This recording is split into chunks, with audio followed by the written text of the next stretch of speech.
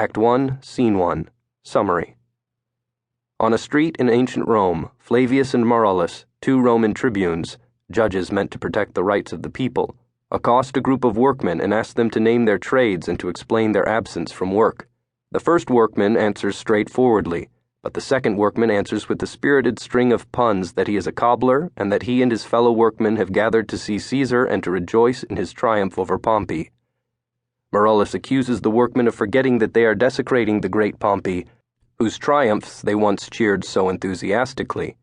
He upbraids them for wanting to honor the man who is celebrating a victory in battle over Pompey's sons, and he commands them to return to their homes to ask forgiveness of the gods for their offensive ingratitude.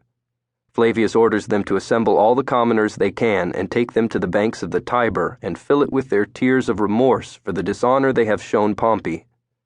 Flavius then tells Marullus to assist him in removing the ceremonial decorations that have been placed on public statues in honor of Caesar's triumph. Marullus questions the propriety of doing so on the day during which the feast of Lupercal is being celebrated, but Flavius says that they must remove the ornaments to prevent Caesar from becoming a godlike tyrant. Commentary. Understand the opening scenes of Shakespeare's plays, and you understand what follows. The scene has been painted with brilliant strokes. As Julius Caesar opens, Flavius and Marullus, tribunes of Rome, are attempting to re-establish civil order. But it's too little, too late. There's disorder in the streets. The tribunes call upon the commoners to identify themselves in terms of their occupations.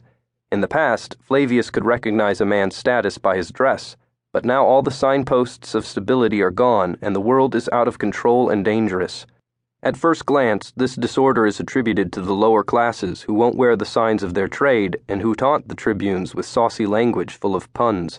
But while the fickle and dangerous nature of the common Romans is an important theme in later scenes, here the reader is given indications that the real fault lies with the ruling class, which is, after all, responsible for the proper governing of the people.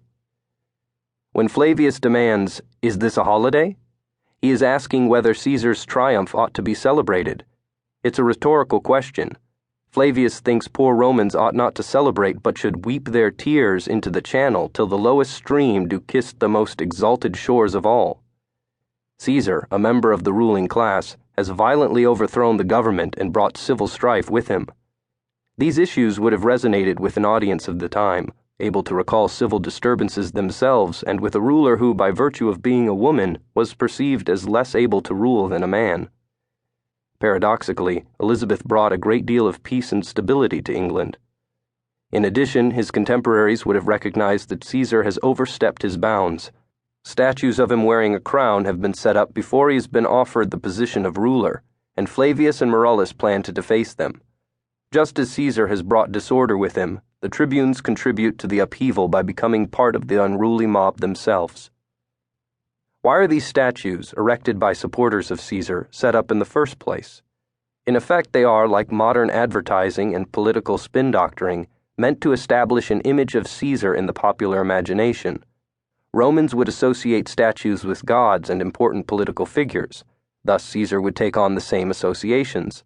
In addition, by putting a crown on Caesar before he is actually given the job, the people of Rome are better prepared when it happens. The image already established, Caesar's supporters hope that the event will be more palatable and the transition to power smoother.